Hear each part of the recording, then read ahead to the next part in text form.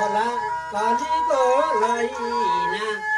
भन्दै जान्छु यनलो बहिन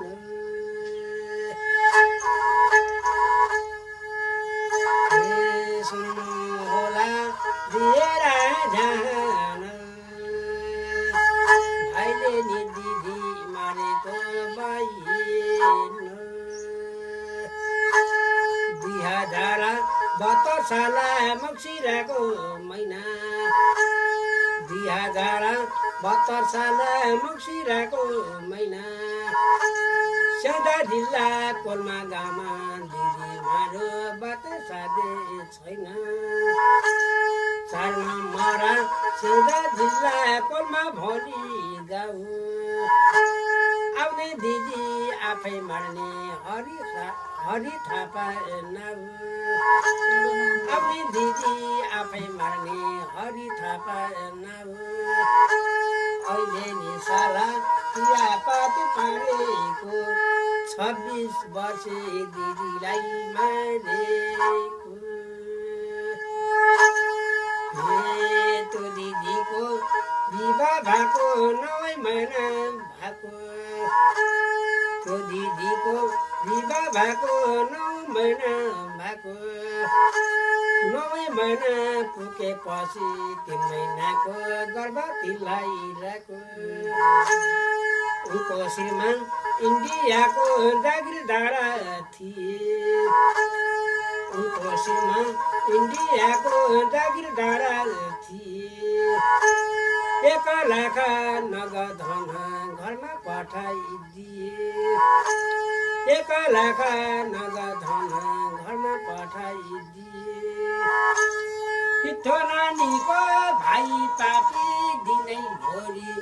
जुवा तास्रा रक्सी कोली पुरा भए भरको श्रीसम्पत्ति सबै साको सपना थाल्यो कुरा भए भरको श्रीसम्पत्ति सबै साको सपना थाल्यो कुरा ल्याउँछौ नि दिदी घरबाट ढाकेर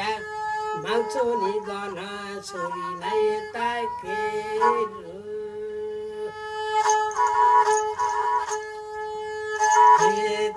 ठानी 1 दिन तो दिदीको घरमै गइकन हिँड्नु दिदी घरमा आमा बिमारी छन् भन्यो हिँड्नु दिदी घरमा आमा बिमारी छन् भन्यो त्यही भएर तिमीलाई लिन आएको दिदी भन्यो भाइ आए लिन भने दिदी चाहिँ बहुत खुसी भइन्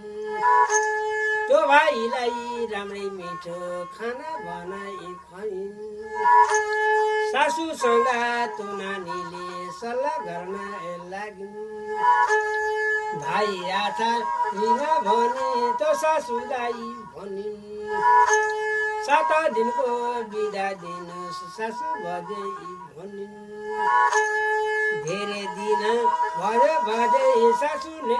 आमा नभेटेको धेरै दिन भयो बजै आमा नभेटेको 7 दिनको बिदा दिनुहोस् आमा भेटी आउँछु हुन्छ भनी सासूले बिदा पनि दिन्छन् दिदीले सरासरी घरमा जान लाग्यो त्यो राखेको गनजिकी सबै पहिरिनी भयो हातमा थियो असुरुपी सुनको भाला पनि सिग्री जन्तर कण्ठ समेत झलल छ नि किलिम काँटा लगाएकी रेशमको साडी घरैबाट हिँडिहालिने साइत गरी फेरि घरैबाट हिँडिहालिने साइत गरिने फेरि सोमबारको दिनमा त साइत गरिकन घरैबाट हिँडिहालिने माइततिर जान जाँदा जाँदा त्यो ढुङ्डुरे जङ्गलमा हेर देखो दबल पारी भन्न थाले बरा देखो दबल पारी भन्न थाले बरा ल्याउ नानी दिदी यतिरो गहना दुई चार दिनलाई सापटी भनेर ल्याउ नानी दिदी यतिरो गहना दुई चार दिनलाई सापटी भनेर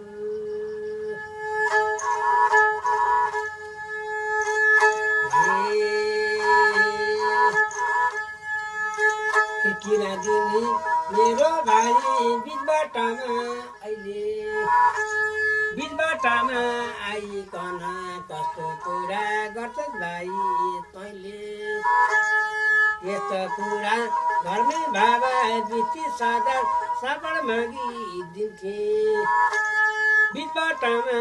आइकन यो गहना किन फकाला दिन्थे दिन भाइ अर्काको सम्पत्ति भोलि नि मेरो हुने छ कुन गति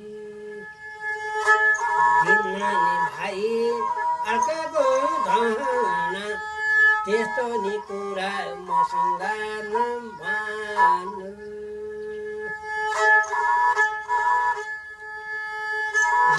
दिनी भाइ छिटो फुकाला कति हुन्छ सुरी दिनी भए छिटो फुकाला कति हुन्छ सुरी होइन भने तँलाई हान्छ अटोमेटिक छुरी होइन भने तँलाई हान्छ अटोमेटिक छुरी त्यति ठाने त्यो पापीले छुरी झिकिकन हानिदियो दाहिने कोखमा कस्तो भएको मन हानिदियो दाहिने कोखमा कस्तो भएको मन पहिला छोटा हान्दाखेरि कोखैमा नि पार्यो 3 महिनाको गर्भेनीलाई जमिनमा ढाल्यो दिदी चाहिँ जमिनमा भकरकै ढलिन् सारा खुट्टा फालिकन गुहार गुहार भनिन्